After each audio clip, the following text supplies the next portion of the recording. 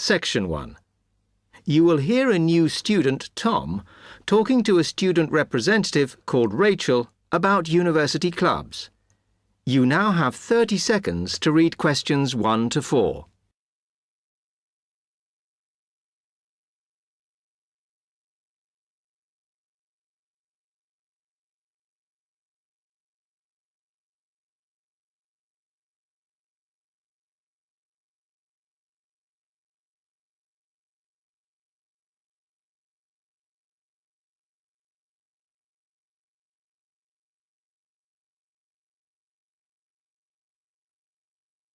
Hi, welcome to Freshers Week.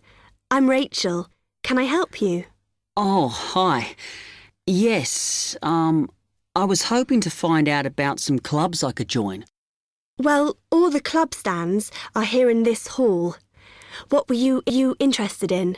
Not sure. I wanted to do something where I could meet people. Well, take this leaflet with details of all the clubs and see what you think. Oh, It'll probably depend on what day you're free. Like on Mondays, there's the film club. Then on Tuesdays, you've got the climbing club. That's really good. I'm in that. Then on Wednesdays, you've got chess, if you want something a bit more intellectual. But you should look through carefully because all the clubs run extra activities as well as their normal meetings. oh yes, I see. So it looks like the film club has discussions after the films. I'd quite like to go to those. Then climbing. Goodness. It says here that the university has its own climbing wall. That's impressive. And they go on weekend trips. Cool. And it says the chess club normally just does games with whoever turns up. But it also runs competitions sometimes. But I bet you've got to be pretty good to do that. Yes, I think so. And how many people are in the clubs? Are they all really full? Well, obviously they're all different. So, for example, the film club has just increased its membership from 85 to 125. But I think they're hoping to extend it to 150. The climbing club's quite small, 40 people. And the chess club is fairly healthy at 55. Right. OK. So who do I see if I want to join these clubs? Well, if you go round the stands and speak to the people there, for the film club, that's the events organiser. For climbing, you'll need the club secretary, and the chess club is organised by one of the maths tutors. OK? Yep. I think I'll start with the climbing club. It sounds good. Oh, well, as I said, I'm in that, so I might be able to help you a bit. You now have 30 seconds to read questions 5 to 10.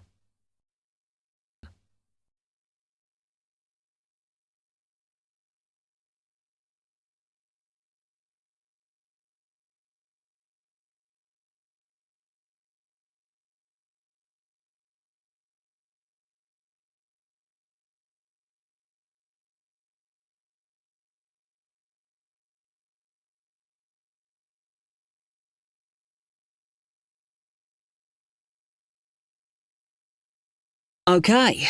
It says in the leaflet that they get together twice a month. Is that right?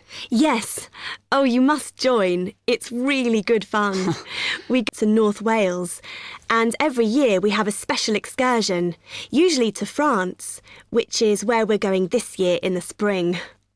The weather's too unpredictable in the autumn. Wow, that sounds good. But it must cost a lot. Yeah, but we try and save up for it through subscriptions. So rather than having a huge sum to pay in the month we go, we collect those weekly, so it spreads it out. Good idea. I think I'll definitely join. There are quite good benefits you get from joining.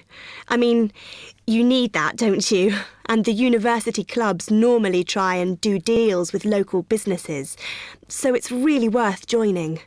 Like in the climbing club, they've got a special arrangement with one of the shops in town. So if you show your card, you can get money off equipment. Don't think the discount extends to clothes, though. That's really worth it then. I'll go over and talk to them now. OK. Hope you do join. Oh, and another thing I meant to say. If you do become a member, you automatically receive a magazine once a year. It's quite useful and interesting because it goes out to all the national climbing clubs. And the other thing is, if you come to every session, then you can get a complimentary ticket to the big exhibition that's held in Cardiff every year. So, hope to see you. Yeah, well, thanks a lot for your help.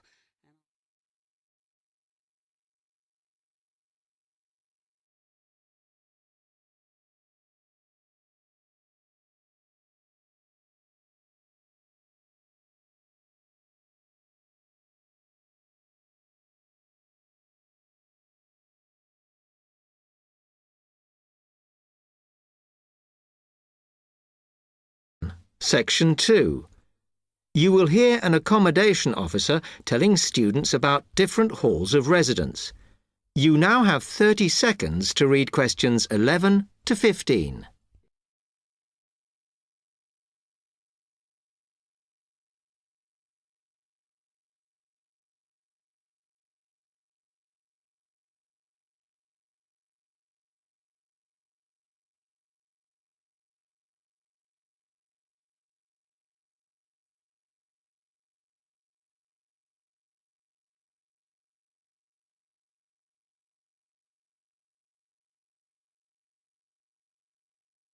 Good afternoon, and welcome to Stanton University.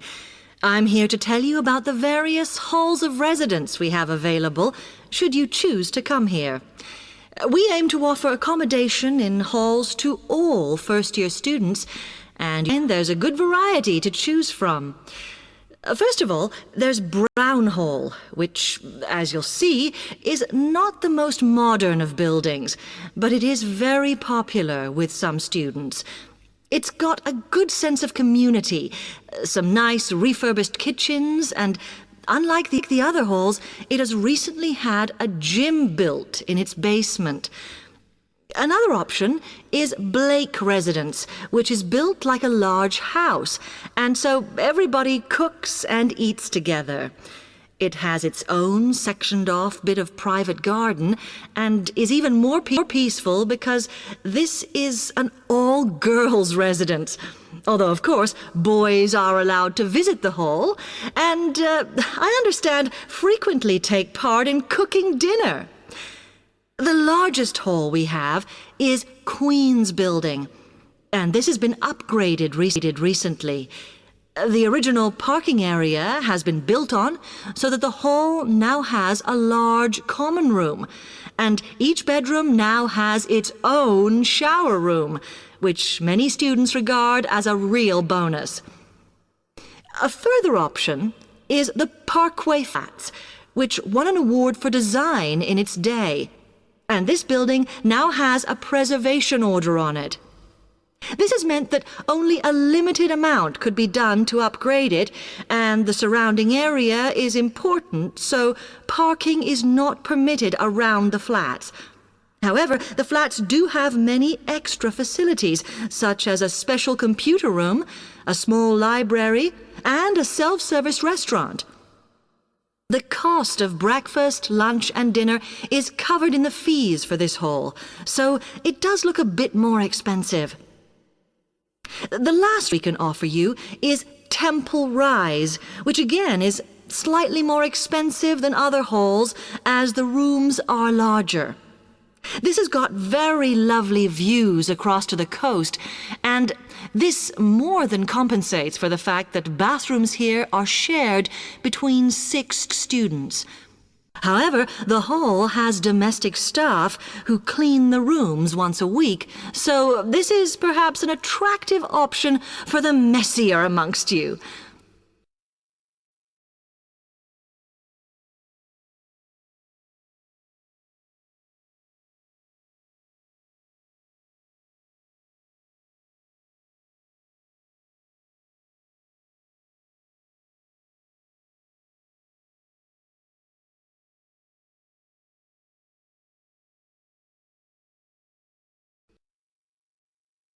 You now have 30 seconds to read questions 16 to 20.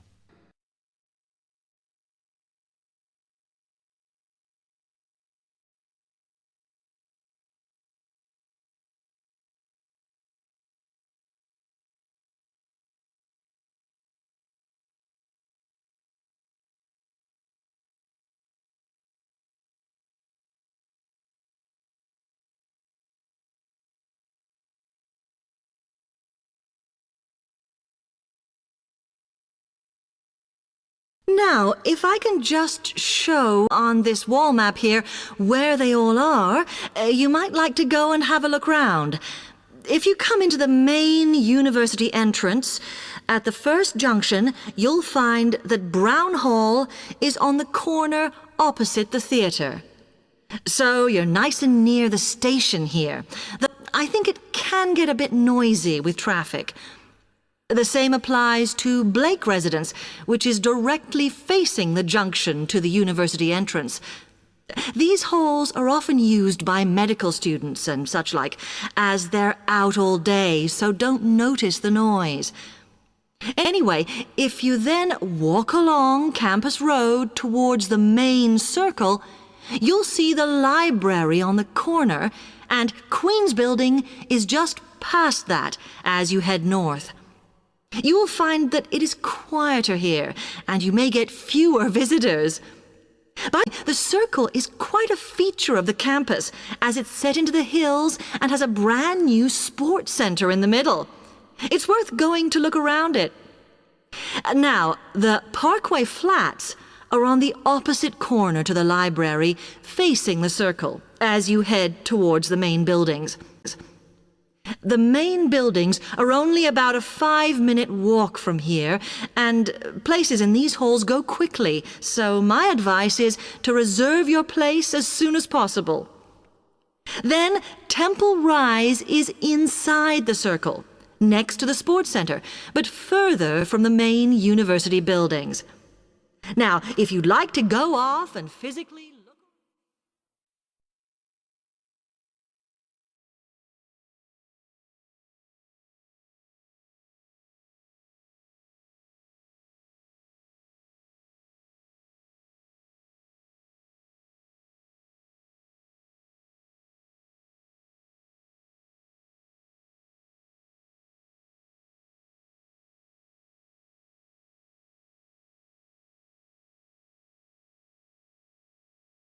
Section 3. You will hear two students, Jenna and Marco, discussing a business studies project they have to do. You now have 15 seconds to read questions 21 to 24.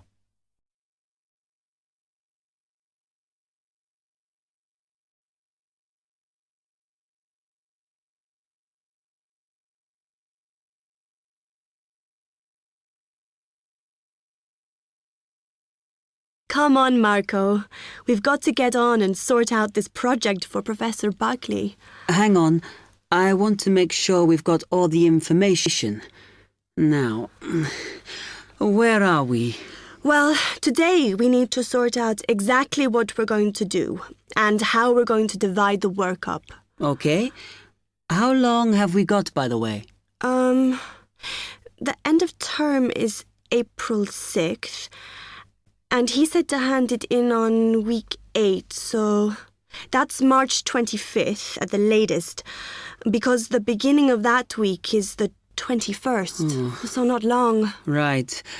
Have you got the notes there? Yes. He wants us to do a fairly small-scale study, like that one, on whether or not businesses were offering more benefits to staff. And we've now got to look at the rise in older workers. It should be fairly straightforward. Yeah, as long as we keep it small. Who's marking it? I don't know. Sometimes he gets the PhD students to mark it for him. Oh, actually, it just says here, a senior lecturer. I suppose it's too much for Professor Barclay to do them all. Yeah. Anyway, how are we going to go about this? Well, we have to decide how big we want it to be and who... Yeah, but I think we must sort out a timetable for the project. Otherwise, nothing will get done. Okay. Do you want to do that? All right. I'll do it as soon as we finish here.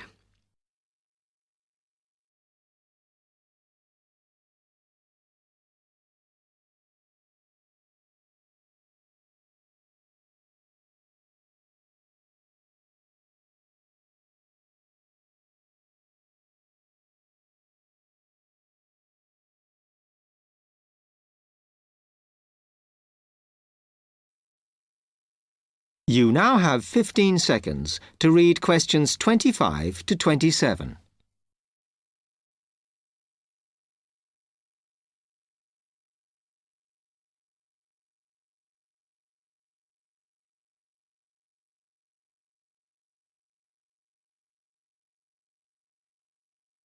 Okay, what do we have to do now for the project?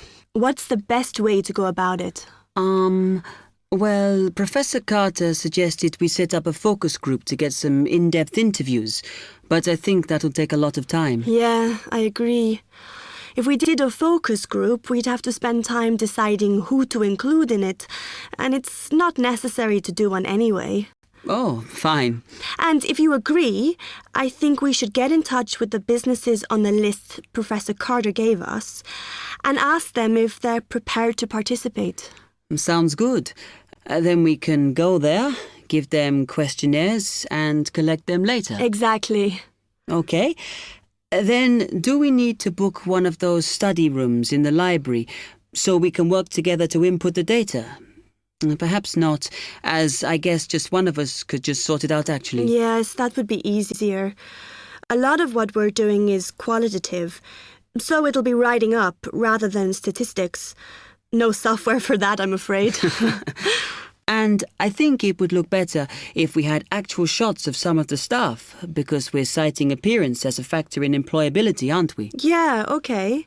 I'll factor that all in when I sort everything out tonight.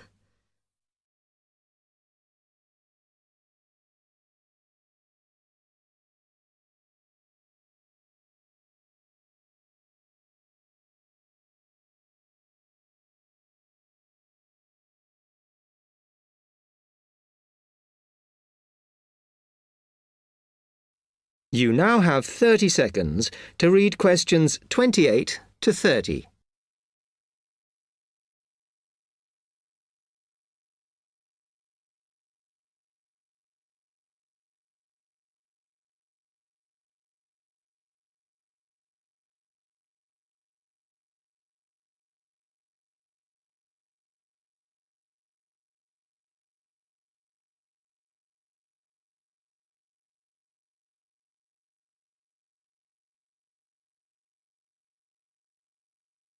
I'm glad we decided to work together.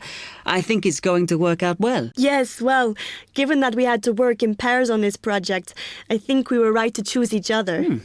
We complement each other academically, as we're each good at what the other isn't. In fact, we should have tried working together before. Yes. Now, how shall we split the work? I'll do the analysis, shall I? Oh, okay. It's just that it might be faster, because I'm used to doing it. Although your English is better than mine. I need more practice at reading, really. Okay, I'll do the presentation then, if that's okay with you. Yeah, sure. I don't mind speaking in public, but I hate preparing all the notes for them. The thing is, the tutor said one person should do the whole presentation, and he said he expects me to do it because I haven't done one yet. No, that's fine. Now, let's see.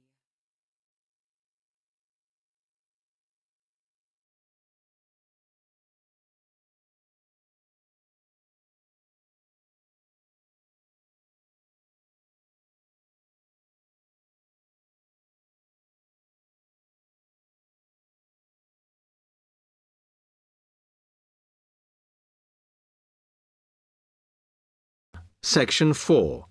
You will hear a media studies tutor giving a lecture about news sources. You now have 30 seconds to read questions 31 to 35.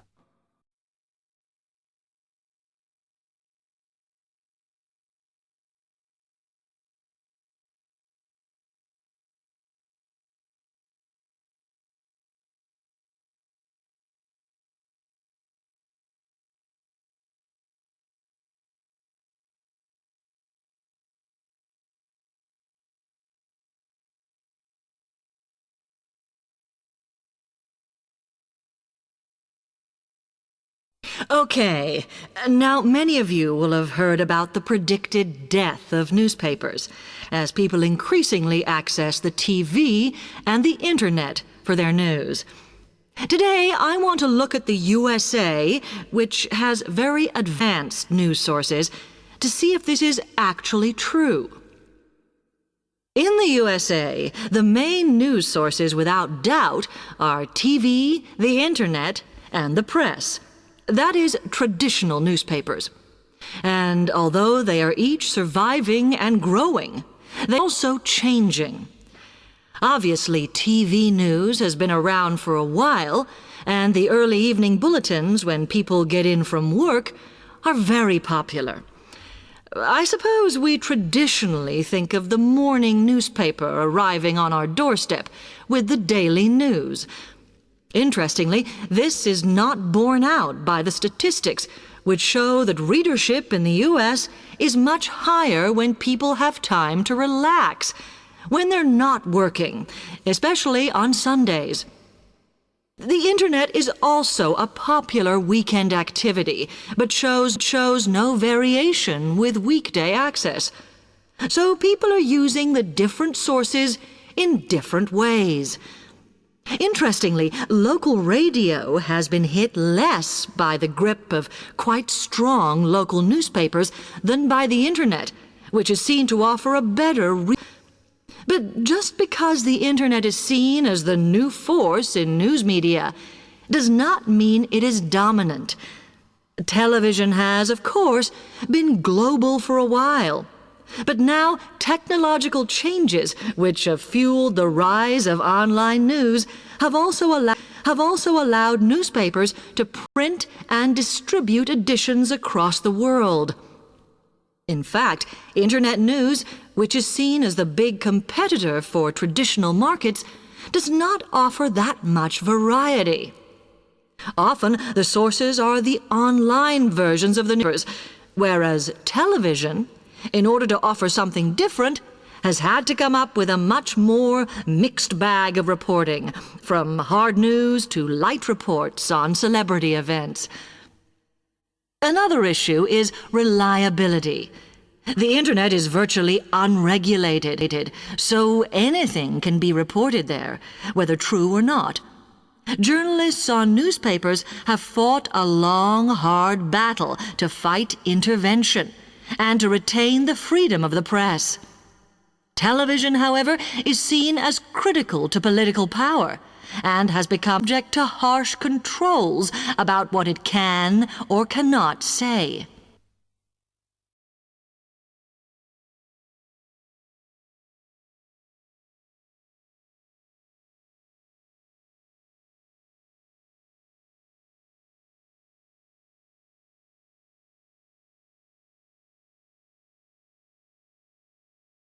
You now have 30 seconds to read questions 36 to 40.